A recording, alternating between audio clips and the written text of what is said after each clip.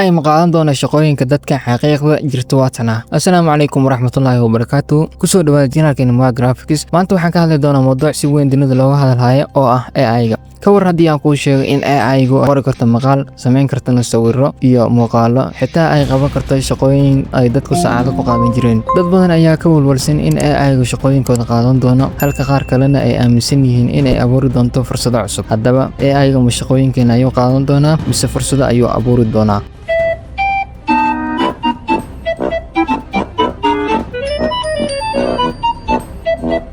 Videogan ku arki doontaa. Marka video waxa uu kala qaadi doonaa ilaa 5 qaybood. Qaybta ugu horeysa waxaan uga hadli doonaa waa maxay AI. Qaybta labaad waxaan uga hadli doonaa sidee AI u bedeshay shaqooyinka. Qaybta saddexaad waxaan uga hadli doonaa shaqooyinka cusub ee AI-ga abuuray. Qaybta afraad waxaan uga hadli doonaa faa'iidooyinka AI-ga. Qaybta shanaadna khatarta. Qaybta ugu dambeysana waa qaybta ugu muhiimsan. Waxaan uga hadli doonaa AI qaadan doona shaqooyinkeena ama bedeli doona shaqooyinka caadiga ah. Marka intaan guda galno video waxaan ka codsanayaa haddii ay tahay markii koowaad soo booqato inaad subscribe saarto channelka soo biirto, like saarto videoga, fikirkaadana commentiga ku soo dhiibo. Markaan guda galno waa maxay AI? AI waa tiknoolajiyad awood u leh inay barato, falanqeyso xog isla markaana qabato shaqooyin caadi ahaan u baahan maskax bini'aadam. Maanta AI waxaa laga heli karaa meel kasta, taleefanada, baabuurada, bangiyada, isbitaalada iyo xitaa baraha bulshada. Markaa isticmaalayso turjumaad toos ah iyo sawirad ku sameynayso AI ama aad weydiinayso ChatGPT su'aal, waxaad la shaqeysaa AI-ga. Qaybta labaad, sidee AI-gu u bedeshay shaqooyinka? Shaqooyin badan ayaa isbedelay. Graphic designers waxay isticmaalaan AI si ay u helaan fikrad iyo sawirro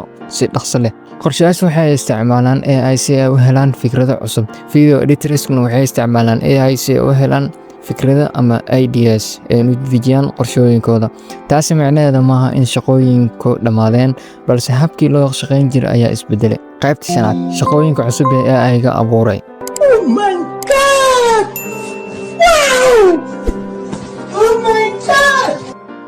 Markii AI-ga soo baxay, shaqooyin cusub ayaa soo baxay oo ay ka mid yihiin sida AI prompt engineer, AI content creator, AI video editor. Dad badan ayaa maanta lacag ka sameeya YouTube-ka, freelancer iyo ganacsiyo online ah ayagoo adeegsanaya AI. Qaybta afraad, faa'iidooyinka AI. AI waxay leedahay faa'iidooyin badan. Marka hore, waxay shaqada ka dhigtaa mid degdeg ah. Marka labaadna, waxay yareysaa qarashka. Marka saddexaadna, waxay dadka siisaa fursado cusub oo waxbarasho ah iyo shaqo. Qofka si fiican u bartay AI-ga wuxuu heli karaa faa'iido weyn sanadkan soo socda.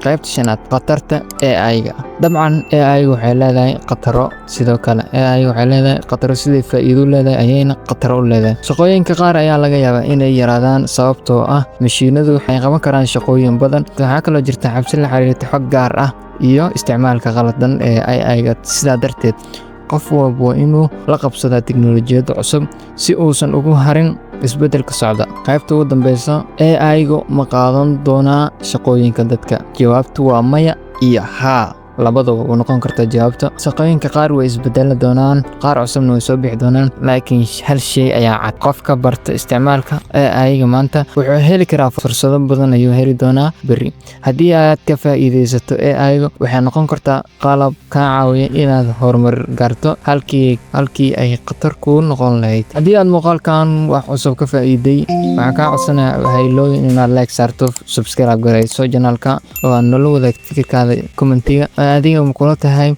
in AI-gu abuurayo fursado cusub mise waxay qaadan doontaa shaqooyinkeena? Video xog intaan kulmi doono waxaan kaga tagayaa sidaas iyo nabadgelyo.